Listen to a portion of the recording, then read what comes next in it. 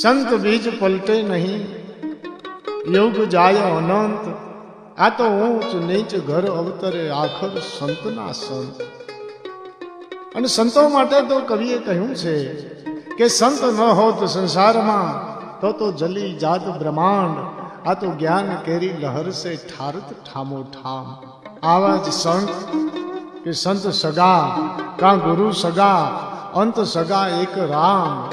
તુલસી ઈશ જીવ કો તેન ઠોર વિશ્રામ. જગતમાં જન્મ્યા પછી માણસને ત્રણ જ ઠેકાણે સાચો વિહામો મળે. એમાં પરમાત્મા, ગુરુ મહારાજ અને સંત. આ ત્રણ એક એવા ઠેકાણા છે કે જ્યાં આ જગતની સફરે આવેલા આત્માને વિહામો મળે.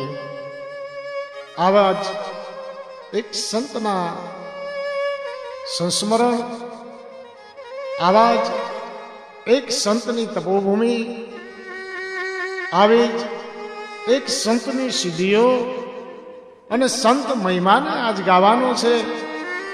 ઉત્તર ગુજરાતની ધરતી અને આનર્દ દરામાય બનાસકાંઠો, જે કાંઠાએ તો ભારત વર્ષને ઘણમોલા અણમોલ સંતો આપ્યા છે કે જિંદગીના માણસના હાલવાના જે રાહ હોય, જે કેડા હોય એને બદલી નાખે. આવા સંતો આપણને દીધા છે.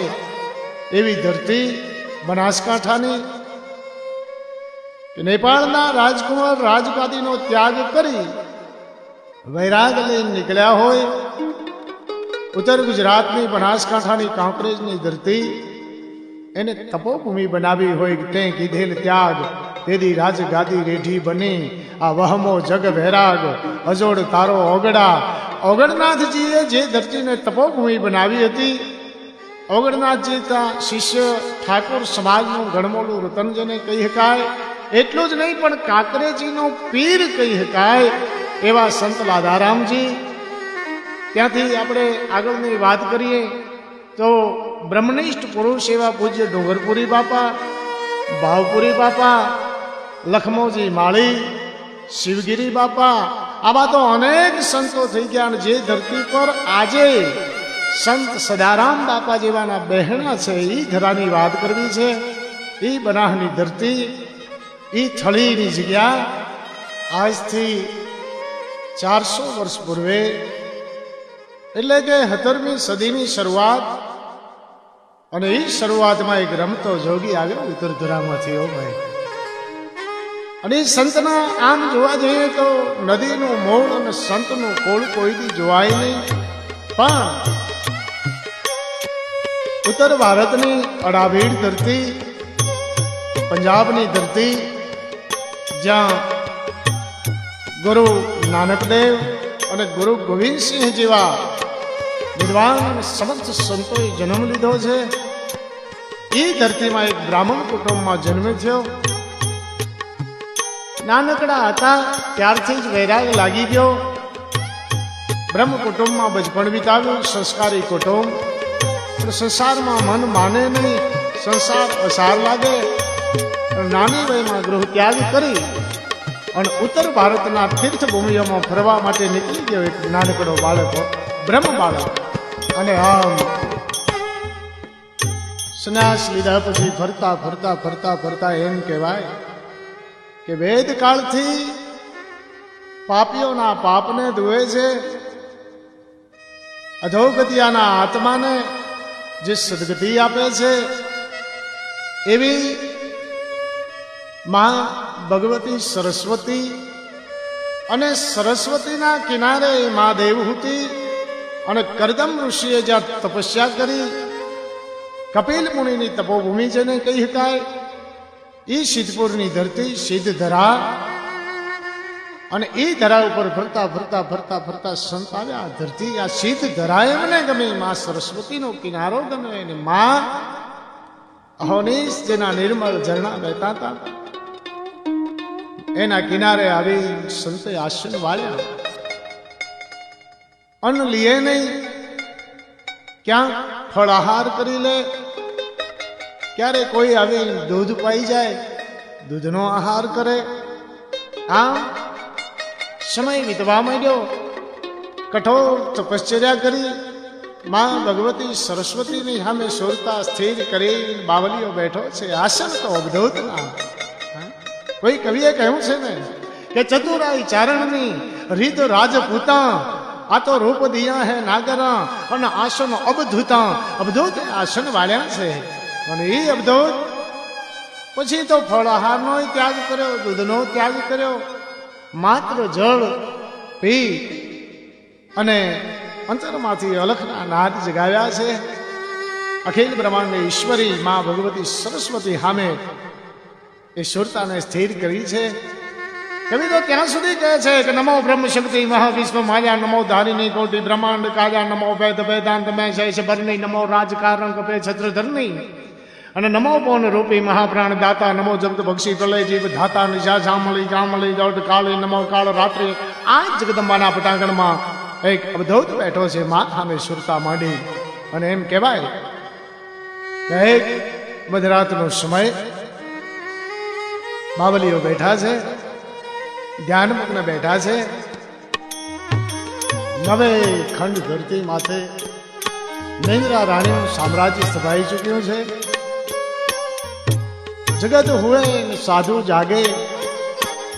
એ તો આ સંત પરંપરાનો એક નિયમ છે અને એ નિયમ પ્રમાણે મહાત્માજી બેઠા છે અને ઝાંઝરનો ઝણકાર થવા માંડ્યો. સંત ધ્યાનમગ્ન અવસ્થામાં કોક બાઈનો અવાજ આવ્યો, કેવળ એ કેવળપુરી. કેવળપુરી શબ્દ સાંભળ્યો, આંખ ખોલી જોયો. હોળ વરહની એક બાઈ, રૂપનું આભરણ, સ્વયં ભગવતી અવની પર અવતરણ કરી હામી ઊભી હોય. એના રૂપની શું ખામી હોય? જોતે પ્રલંબા જોગદંબા જાગદંબા ઈશ્વરી. આ ભગવતી જ્યાં હામી ઊભી હોય, માં હામે નજર મંડાણી. પણ આ ભારત વર્ષનો સાધુ હતો, ભારત વર્ષનો સંત હતો. એની નજરમાં કોઈ દી પાપ હોય નહીં, મન એનું ચલિત થાય નહીં. અને આ મનોદશા હોય ત્યાં જ માં સાક્ષાત્કાર કરે, પરમાત્મા સાક્ષાત્કાર કરે. બાકી આમાં કાયરનું કામ નથી હોય. એમ કહેવાય માની મુખારવિંદ સામે નજર મંડાણી અને અહીંયા સંતની નજર ઊંચકાણી. એ ભગવતીના મોઢા સામે જોયું. ભગવતીના મોઢેથી સીધી નજર કેવળપુરીજીની માના ચરણ કમળમાં ગઈ અને બોલ્યા કે માં શારદા, માં સરસ્વત, આપ પધાર્યા છો. હા કેવળપુરી, હું તારી તપસ્યા ઉપર ખુશ છું. માગ આજ તું માગે લઈ દઉં. માં હું કેવળપુરી છું, હું માગે ને તું આપે. એ કેટલું વ્યાજબી ગણાય. માં તારી જે ઈચ્છા હોય કરી લે. હું તો તારો બાળ છું, તારો સેવક છું. અને એમ કહેવાય કે તેથી માં ભગવતી શારદા સરસ્વતી વરદાન દીધું, કેવળપુરી જ્યાં જાશો ત્યાં તમારી નામના ફૂલોની માફક ફોડતી રહેશે. જે જગ્યાએ જાઓ મને યાદ કરજો. કોઈ દુખિયારું તમારા ચરણે આવે, તમારા આશરે આવે, આશીર્વાદ દેશો, એ ફળીભૂત થશે. દુખિયાના દુઃખ મટશે, રોગિયાના રોગ ટળશે, વાંજિયાને પારણા બંધાહે. જાઓ, આ મારું વરદાન છે. આમ કઈ માં ભગવતી સરસ્વતી અંતર્ધ્યાન થઈ ગયા અને સંત પોતાની જાતને ધન્યતા અનુભવે છે. અંતરમાં આનંદનો કોઈ પાર નથી.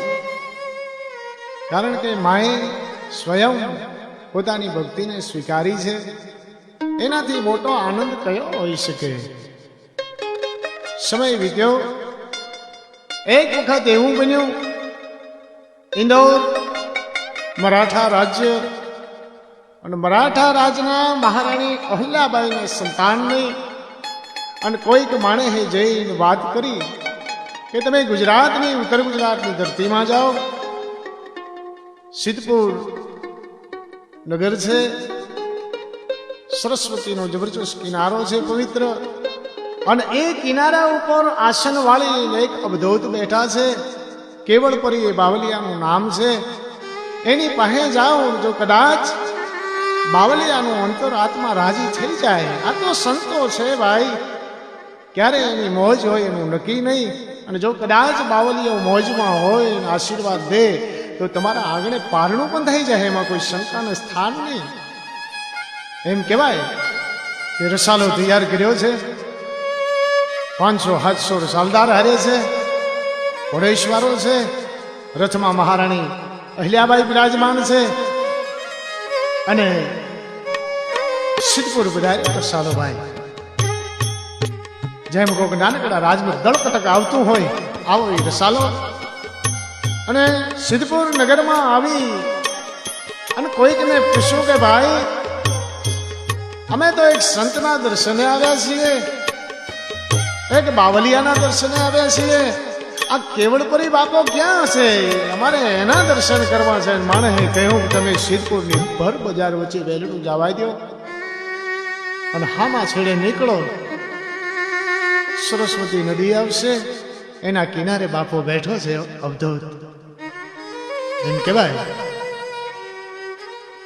સરસ્વતીના કિનારે વહેલું આવ્યું, રસાલો એક બાજુ ખડકાઈ ગયો છે, રાજમાતા અહલ્યાબાઈ નીચે ઉતર્યા, નજર માંડી,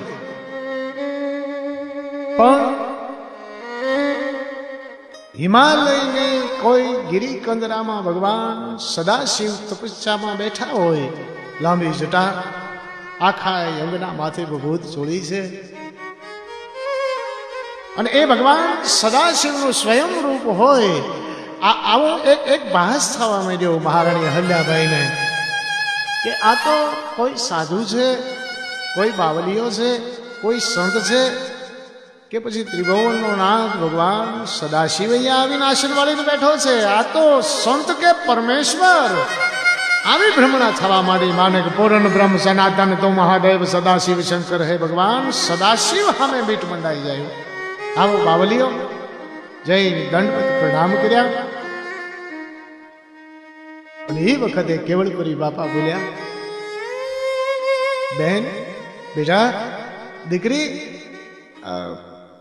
મહારાષ્ટ્રથી અહીંયા આવવું પડ્યું, મહારાષ્ટ્રથી અહીંયા આવવું પડ્યું. શબ્દ સાંભળ્યો ત્યાં તો રાજમાતાની આંખમાંથી આહુડાની ધાર થવા માંડી. થોડો પાછળ દીધો, બાપા આપ તો અંતર્યામી છો, હવે મારે તમને શું કહેવાનું હોય, હું શા માટે આવી છું. એ વખતે બાવલીઓ બોલ્યો તો બેટા દીકરો માંગવા આવી છો, જા પરમાત્મા તારા મનોરથ પૂરા કરશે. તારા આંગણે આજથી 10માં મહિને પારણું ઝૂલતું છે. આશીર્વાદ દઈ દીધા, પહેલું વળી ગયું. એમ કહેવાય કે 10મા મહિને મહારાણી અહલ્યાબાઈના કુખેથી દીકરાનો જન્મ થયો. પણ દીકરાના દર્શન કરાવવા લઈને આવ્યા. રસાલો ફરી પાછો સરસ્વતી કિનારે એ ઉતર્યો. અને એ વખતે મહારાણી અહલ્યાબાઈએ કહ્યું હતું કે મહારાજ મારે અહીંયા આપના માટે મઠ બનાવવો છે. અને એ વખતે બાવલીઓ બોલ્યા કે મારે તો એકાંતમાં બેહીને ભજન કરવા છે, મારે વળી બાવાને મઠ શા, મારે શું કરવું છે આ બધું. બાપા જરૂરી છે, કારણ કે કોઈ પરદેશી માણસ આવે એને રાત્રિ વિહામો કરવો હોય, કોઈ સાધુ સંત આવે એને ઉતારો કરવો હોય, અને એના માટે જગ્યા હોય જરૂરી છે. એટલે અહીંયા મારે તમને મઠ બનાવી દેવો છે. અને એ ફરી પાછા કેવળપુરી બાપા બોલ્યા હતા કે ભલે તારી ઈચ્છા હોય તો બેટા અહીંયા એક મઠ બનાવ, પણ મારે એક એવી જગ્યાએ આસન બાળવા છે કોઈ માણસ મને હેરાન ન કરે. ક્યાંય મેં નક્કી નથી કર્યું, પણ હવે હું અહીંથી નીકળું, જ્યાં આસન વાળું ત્યાં જગ્યાની સ્થાપના થાય. એમ કહેવાય કે સિદ્ધપુરમાં મઠ તૈયાર થયો. પૂજ્ય કેવળપુરી બાપા ખભે જોડી હાથમાં ઝંડો આલી નીકળ્યા છે. અને બરોબર બનાહના તટની વચ્ચે આવીને આસન વાળ્યું, આમ ગૌણ લાકડીનું લીટું મારી, જે હાથમાં ચીપિયો હતો એનાથી લીટું મારી દીધું. બાવલીઓ બેઠા છે ધૂણો ધખાવી. આજુબાજુમાં ગોવાળિયા ગાયો ચારતા હતા. એને જોયું કે બાપજી ચોમાહાનો વખત છે, 8 મહિનો છે, ઉત્તર છેડ્યું કઢી જાઉં, ડુંગર ડમરી જા, આ તો હેડો તડપે મચજી સજણ હંભરિયા ઉત્તર અને દક્ષિણ દિશાથી વાદળીઓ હામ હામે આમ એમ કહેવાય કે આબના માથે બેવડા ચોવડા થર જમાવી અને ભીટવા માંડી છે. આબ અને જામીનના વારણા લેતી વીજળીઓ હળાવા કરવા માંડી છે. મોરલા એને ડોકના ત્રણ કટકા કરીને મેયાવ મેયાવ મેયાવના ટંકાર કરવા માંડ્યા છે કે હાડ ગગમ બીજા લોંબે જા અમર વાદળ બાબળ ચોવડ લીજા મહલાર મહેલી જા લાડ ગહેલી જા નેર ચલન ચલન નલિયા આવી જમાવટ હાડની ઉત્તર દક્ષિણ દિશાથી વાયરા હામ હામે વાવા માંડ્યા છે. અને એ વખતે ગોવાળિયા વિચાર કરે છે કે બાબોજી આ પટમાં બેઠા છે, હમણાં કદાચ વરસાદ થાય, ઉપરવાસમાં વરસાદ જાજો હોય અને પૂર આવશે તો બાવાની સલામતી શું? દોટ મૂકી ગોવાળિયા ગયા કે બાપજી અહાડ મહિનો છે, ચારેય દિશાથી વાદળીઓ ઘેરાણી છે, હામ હામી બાટકા લે છે, વીજળીઓ હળાવા કરે છે, ઉત્તર અને દક્ષિણ દિશાથી પવનની લહેરીઓ આમ હામ હામે ઉછળાય છે. અને કદાચ નદીમાં પૂર આવે તો આમાં તમે તણાઈ જશો બાબાજી, એટલે અમે તો તમને એ વાત કરાવે છે બાપા તમે કાંઠે નીકળી જાઓ ને. અને મરક મરક મરક મરક મરક મરક મંડ્યો બાવલીઓ વાહ વાહ બોલ્યા બેટા હું તો સાધુ છું, કાળ અને મોતનો ભય રાખે અને સાધુ કહેવાય નહીં. તમે મારી ચિંતા છોડો. હજી આમ વાતો કરતા હતા ત્યાં તો વરસાદની શરૂઆત થઈ. ઝરમર ઝરમર ઝરમર ઝરમર વરસાદ વરસવા માંડ્યો.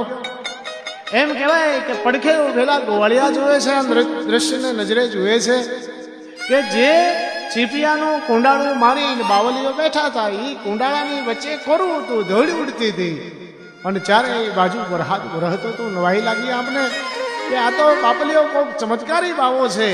એ ગાયું લઈને બહાર નીકળી ગયા. ગામમાં વાત કરી કે આવી પરિસ્થિતિ છે. ગામ લોકોએ વાત સાંભળી કે આવો સિદ્ધ પુરુષ છે કે અહીંયા આવી આસન જમાવીને બેઠા છે.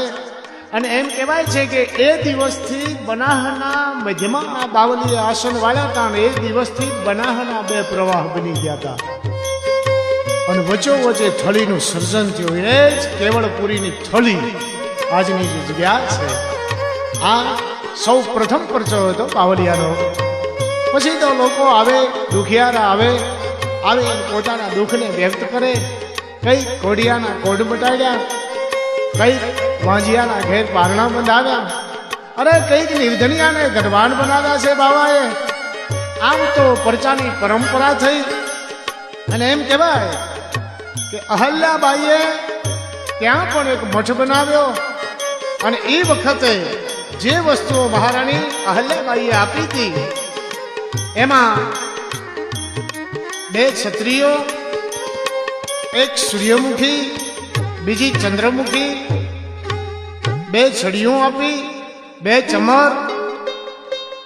અને એ આજે થળીની જગ્યામાં બધું હયાત છે. જ્યારે એમ કહેવાય કે મહંતનો રસાલો નીકળે ત્યારે આજે તમામે તમામ વસ્તુઓ પોતાની પાસે રાખે છે. આ એની ઓળખાણ છે.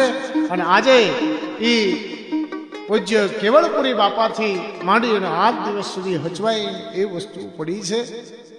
અને એ વખતે વડોદરામાં ગાયકવાડી શાસન અને ગાયકવાડી શાસનનો એક ગામ જલાલપુર જાગીરના નિભાવ માટે મહારાણી અહલ્યાબાઈએ સર સયાજીરાવ ગાયકવાડ પાસેથી એ ગામ વેચાણ લઈ અને એમ કહેવાય કે આ બાવલિયાના ચરણમાં ધરી દીધું તો એ જલાલપુર ગામ જાગીરમાં દીધું.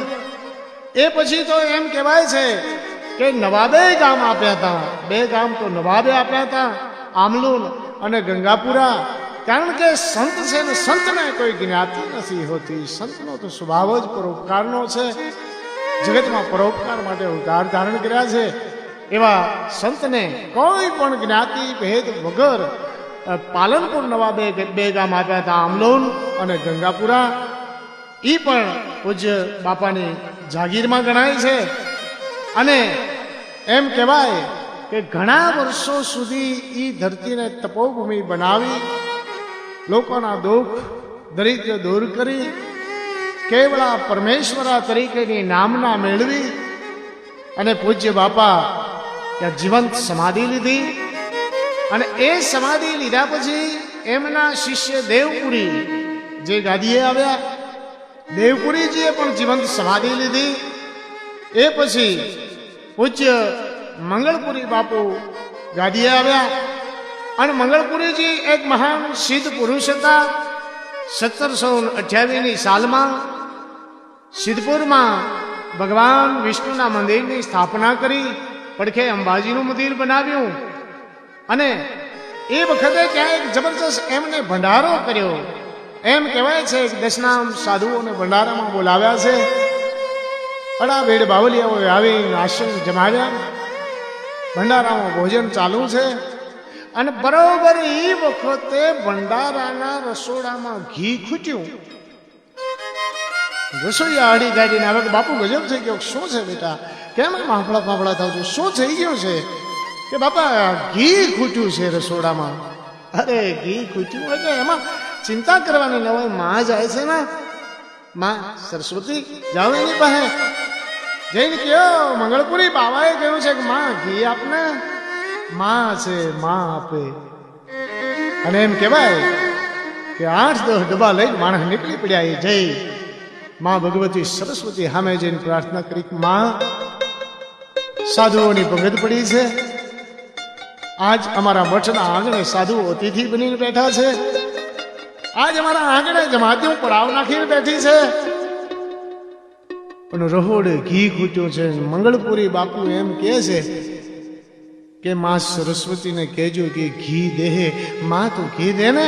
આમ કરીને ડબ્બા ભર્યા ને એમ કહેવાય કે પાણીનું ઘી બની ગયું હતું. 10 ડબ્બા ઘી એ રહોડે લાવી વાપર્યું. એ વખતે બ્રાહ્મણો એમ કહેવાય છે કે ત્યાં હાજર હતા ને બ્રાહ્મણોએ જોયું કે ઓહો સરસ્વતીમાં તો અહીંયા ક્યાંક ઘીનો ધરો લાગે છે. લોટા લઈ ગયા, લોટા ભર્યા પણ લોટા તો જળના ભરાણા. મંગળપુરી બાપુ અહીંયા બેઠા બેઠા જોયે છે આ દ્રશ્યને. બ્રાહ્મણોને બોલાવીને કહ્યું, ગુરુદેવ આપ તો પૃથ્વી પરના દેવ છો, દુઃખ ન લગાડશો. એ તો મા પાસેથી ઉછીનું માગ્યું એ મારે કાલ પાછું દેવાનું છે. કારણ કે સંતો ક્યારેય કોઈના ઋણ માથે રાખતા નથી. આ તો કાલ મારે પાછું દેવાનું છે, ઉછીનું લીધું છે. પણ તમે આ બધી ચેષ્ટાઓ કરશો નહીં. આવતીકાલે ઉત્તરાયણનો દિવસ છે અને ઉત્તરાયણના દિવસે મારે બ્રહ્મ ભોજન કરાવવું છે. બધાને આજ હું આમંત્રણ દઉં છું, નોંધવું છે. હાલ તો બધાએ બ્રહ્મ સમાજ તમારો જે છે સિદ્ધપુરને આવી જાઓ, મારે બ્રહ્મ ભોજન કરાવવું છે. 1728 થી માંડી અને આજ દિવસ સુધી ઉત્તરાયણના દિવસે સિદ્ધપુર મઠમાં બ્રહ્મભોજન થાય છે. સાધુ સંતોને જમણવાર મળે છે. આજે એ પરંપરા ચાલુ છે. અને એ જ જગ્યા ઉપર કેવળા પરમેશ્વરના પગલાના ત્યાં સ્થાપના કરી છે. અંત સમય જ્યારે નજીક આવ્યો, કાળનું ચક્ર છે, સદાય ફરે છે. કાળ કોઈને છોડતો નથી.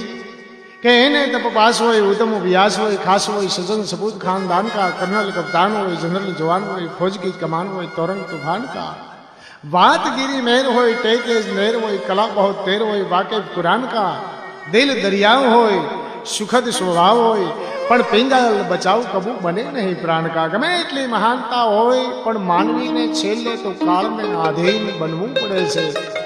પણ મારા તમારા અને સંતોના જીવનમાં એટલો ફરક છે કે સંતને ખબર પડે હવે ચોઘડિયા વાગે છે, એ પહેલા એની તૈયારી કરે ને આપણે તૈયારી ક્યારેય કરતા નથી. આટલો ફરક છે.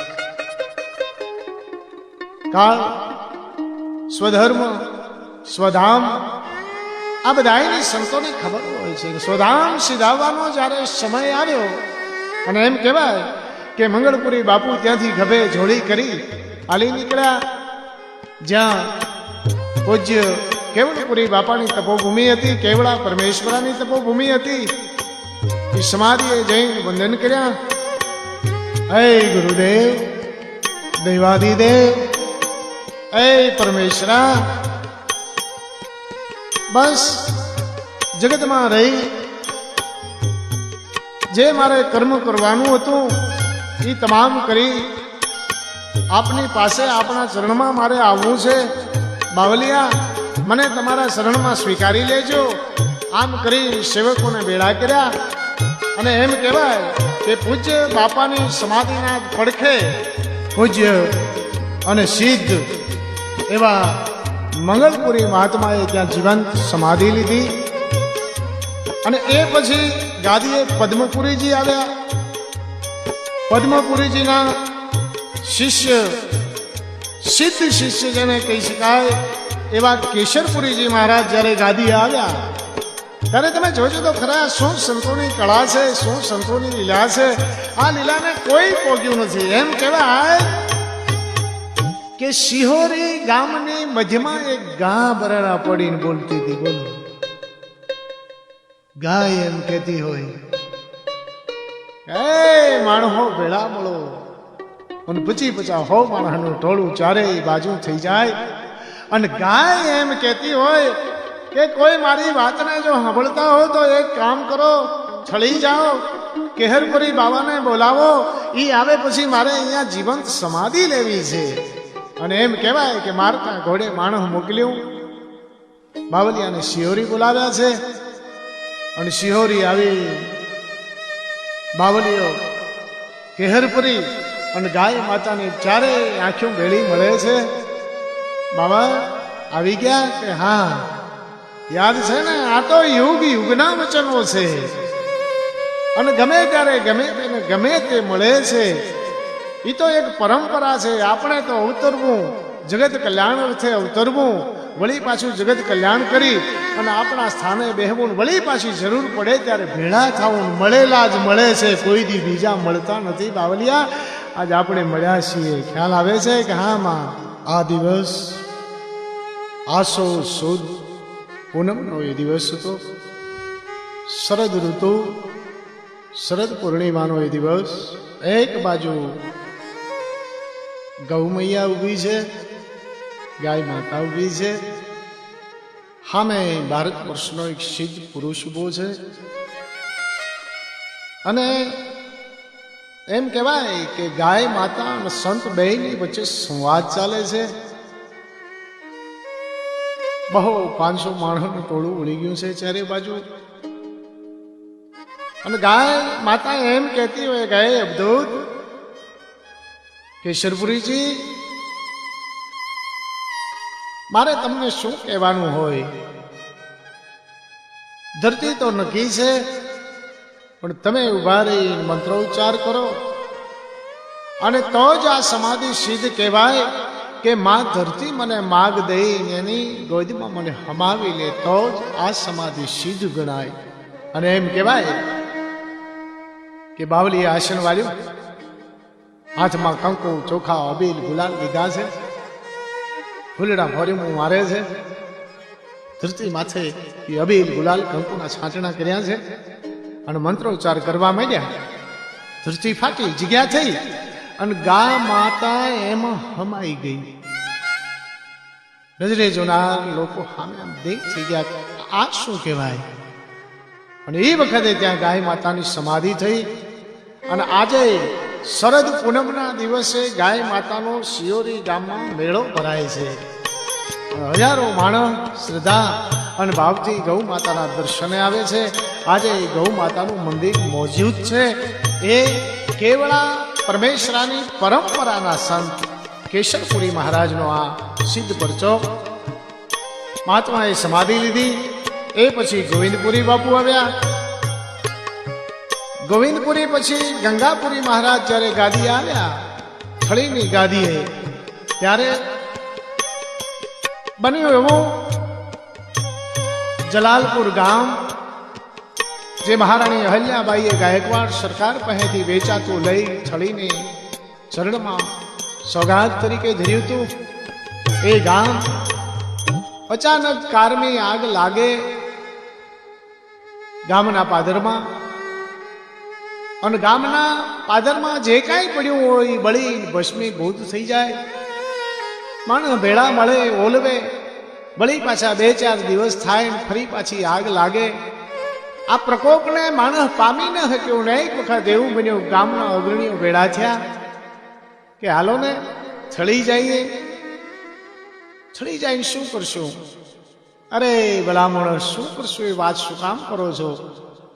જ્યાં સિદ્ધો અને સંતોની તપોભૂમિ છે, કેવળા પરમેશ્વરા આજે એ જીવંત સમાધિમાં હોકારા દે છે, અને એ જગ્યા ઉપર જઈએ તો આનો કાંક રસ્તો નીકળશે. ને આજે સિદ્ધ પુરુષ પૂજ્ય ગંગાપુરી બાપા અહીંયા ગાદી પર વિરાજમાન છે. બાપાના શરણે જઈને વાત તો કરીએ. લોકો નીકળ્યા છે, થળી ગયા. થળી જઈને વાત કરી કે બાપા કારમી આગ જાગે છે, પાદરમાં કોઈ વસ્તુ રહેવા નથી દીધી, લીલા ઝાડમાં બળીને ખાક થઈ ગયા છે, આનું કારણ શું? અને એ વખતે બાવલીઓ બોલ્યા, ગાલો હું જલાલપુર આવું. એમ કહેવાય બાપજીના પધરામણા થયા છે, વાગતે ગાજતે હામયું કરાયું છે. અને સંત જ્યારે આવે અને સંતના સામે માણસ ડગલા ભરે ને, એક એક યજ્ઞનું ફળ કહેવાય. આવા સંતના દર્શને લોકો ઉમટ્યા છે. ગામના પાદરમાં આવીને બાવલીઓ ઉભા રહ્યા, ચારેય દિશાએ જોયું, વિચાર કરે છે કે આનું શું કરવું હું? આ કુદરતી પ્રકોપ છે, કુદરતના પ્રકોપ સામે ઝઝૂમવા માટે એવી કોઈક મહાશક્તિની અહીંયા સ્થાપના થાય તો જ ગામ બચી શકે, બાકી ગામને બચવા ભારું નથી ક્યાંય. ગામ લોકો બોલ્યા, બાપુ શું કરીએ અમે? પાદરમાં માં જોગમાયા જોગણીની સ્થાપના કરી દેવી, મા કાયમ રખોપા કરશે, કારણ કે કાળનો પ્રકોપ છે. અને કાળના પ્રકોપમાં તો કઈ ગામ નહીં, કઈ બ્રહ્માંડોને પરખી નાખ્યા છે આને તો. અને એ પ્રકોપમાંથી જો કદાચ બચવું હોય તો એ આદ્ય શક્તિમાં જોગણી બચાવી શકે. અને એ વખતે એમ કહેવાય કે જલાલપુર ગામના પાદરમાં ભગવતી જોગણીનું સ્થાપના કરી, માં અખિલ બ્રહ્માંડની ઈશ્વરીની સ્થાપના કરી. શાંતિ કરણ જગ ભરણ ગણ ગણા ભવઘાટ, આ તો નમો આદ્ય નારાયણી, તું તો વિશ્વ રૂપ વૈરાટ. આવી જગદંબાની જગતમાં જેનું વૈરાટ રૂપ છે એ ભગવતીની ત્યાં સ્થાપના થઈ. માની અમી દૃષ્ટિ કાયમ ગામ ઉપર રહે એવા સંતના આશીષ મળ્યા. અને એ દિવસે ગામનું નામકરણ બદલવામાં આવ્યું. અને એમ કહેવાય છે કે જલાલપુરમાંથી બદલીને ગામનું નામ ઓઢવા રાખવામાં આવ્યું. આજે ઓઢવા ગામના પાદરમાં ભગવતી જોગ માયા બેઠી છે. અને સંતના આશીર્વાદ છે કે માં જોગણી ની કાયમ અમી દૃષ્ટિ આ ગામના માથે રહેશે. અને આજે તમે જાઓ ઓઢવા ગામના પાદરમાં માં બેઠી છે, અને અંતરમાં અરમાન કરો કે માં અમારે આ દુઃખ છે કહેતાની હારે જાણે ભગવતી ગડગડતી દોટ મૂકીને હાજર થતી હોય આવો અહેસાસ થાય. આ સંતોના વચનનો પ્રતાપ છે, સંતોના પગલાંનો પ્રતાપ છે, આ સિદ્ધોનું વચન આજે આ ગામની માથે અમે દ્રષ્ટિ કરી રહ્યું છે.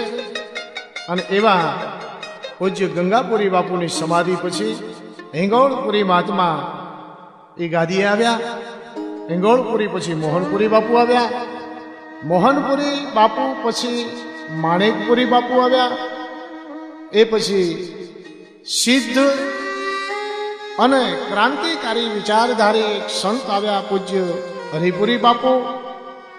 અને હરિપુરી બાપુની સિદ્ધિઓ અને ક્રાંતિની જે વૈચારિક ધારા હતી, જેમ સમર્થ રામદાસમાં જે શક્તિઓ એકત્રિત હતી ને તમામ શક્તિઓ સ્વામી વિવેકાનંદને અર્પણ કરી હતી, એવી જ એક ઘટના હરિપુરી બાપુની જે સિદ્ધિઓ હતી, જે ક્રાંતિકારી વિચારધારા હતી, આ તમામ આજના એક યુવાન સંત મહંત શ્રી જગદીશપુરી બાપુમાં ઠોસી બાપુએ ભરી દીધી.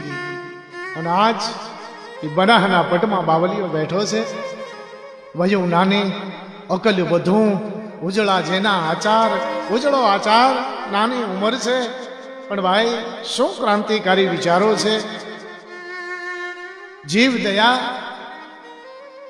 ગૌ સેવા, ભજન, ભોજન અને વિદ્યાદાન એ જેનો જીવન મંત્ર છે એવા સંત. અને આજે એ સંતના સામે આપણે નજર મારીએ, ત્યાં જઈને જોઈએ, ક્યારેક મુલાકાત લ્યો તમે છડીની જગ્યામાં, તો મોટા જામપુર ગામ, જ્યાં HM વિદ્યાલય પૂજ્ય ગુરુ મહારાજ હરિપુરી માણેકપુરીના નામ પરથી એ વિદ્યાલયનું નામ રાખવામાં આવ્યું છે, HM વિદ્યાલય. એ વિદ્યાલય એ બાવળિયાના સ્વહસ્તે તૈયાર થઈ છે. એટલું જ નહીં, પણ કંબોઈ ગામની માધ્યમિક શાળામાં પણ માતબર દાન બાવળિયાએ આપ્યું છે. અને આજે ગમે ત્યાં ગરીબ વિદ્યાર્થી હોય, ભણવાને શક્તિમાન ન હોય, એવા ગરીબ વિદ્યાર્થીઓની યાદી બાવલીઓ મંગાવે છે, બાપો મંગાવે છે. અને એને ભણવા માટે નોટબુકોનું જાતે જઈને વિતરણ કરે છે. જે જમીન છે થળીની, ત્યાં આધુનિક પદ્ધતિથી ખેતી કરાવે છે. અને જીવ દયા અને ગૌ પ્રેમ તો એટલો બધો છે કે ગૌ પ્રેમી તરીકેની સાપ બનાહના પટમાંથી નીકળી અને સીધી ગાંધીનગરના દરબાર સુધી સમાચાર એ મેઘ પોગી, ભક્તિ કરો પાતાલ મેં પ્રગટ હોય આકાશ, આ તો દાબી દુબી ના રહે જ્યું કસ્તુરી કી બાસ. આવી રીતે એ સમાચાર વાયુ વેગે ગાંધીનગર પહોંચ્યા. ગુજરાત રાજ્યના રાજ્યપાલ શ્રી થળી આવ્યા. થળી આવી અને પૂજ્ય બાપુ જગદીશપુરીજીને ગૌ સેવક અને જીવ દયા પ્રેમી તરીકેનો પારિતોષિક એમને અર્પણ કર્યો. આવા સંત આજે આ જગ્યામાં બેઠા છે. એક મોટી વિશાળ પાયે નવીન ગૌશાળાનું આયોજન કર્યું છે. અને તમે જોજો, સંત ખાલી એના મનની અંદર એક વિચાર વ્યક્ત કરે ત્યારે જગત નો રચયિતા જે છે, પરિબ્રહ્મ પરમાત્મા છે, એ ગમે પાત્રને ત્યાં લાવીને સામે ઊભું કરી દે. હજી તો નવીન ગૌશાળા બનાવી છે, આવો વિચાર માત્ર, સંકલ્પ માત્ર કર્યો છે. ત્યાં કાંકરેજ તાલુકાના હાલના ધારાસભ્ય, રબારી સમાજનો દાનવીર રત્ન એવા બાબુભાઈ જયસિંહભાઈ દેસાઈ મકતુપુરવાળા બાપુની પાસે ગયા. અને નવીન ગૌશાળાનો તમામ ખર્ચ પોતે આપી દેશે આવું વચન એને આપી દીધું. અને આવા સંત આજે હયાત બેઠા છે.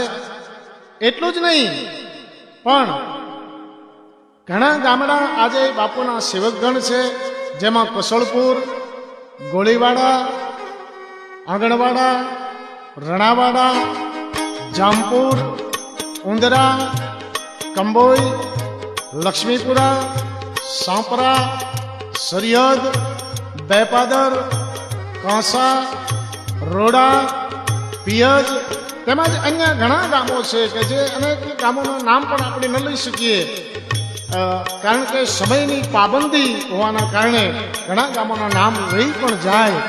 ક્ષમાયાચના સાથે જે ગામોનું નામ બાકી રહી ગયા હોય એ માફ કરજો, કારણ કે ગામનું નામ આવે ન આવે એની હારે કોઈ મતલબ નથી. પણ જ્યાં સંતોની તપોભૂમિ છે, જે સંતોની ધરતી છે, જે સિદ્ધોની તપોભૂમિ છે, એ ધરતીની આપણે વાત કરવી છે, એ સંતોની આપણે વાત કરીએ છીએ. અને આજે આધુનિક વિચારધારા, આધુનિક યુગમાં સંતોની શું જવાબદારી છે, જવાબદારીને પૂર્ણપણે સમજનાર પૂજ્ય જગદીશપુરી બાપુ ગાદી પર બિરાજમાન છે. અને આજે ત્યાં ભજન, ભોજન, જીવદયા, ગૌ સેવા અને વિદ્યાદાન માટે અવિરત દાનનો પ્રવાહ ચાલુ છે. એવા સંતના ચરણમાં લાખ લાખ વંદન. હરિ ઓમ તત્સત.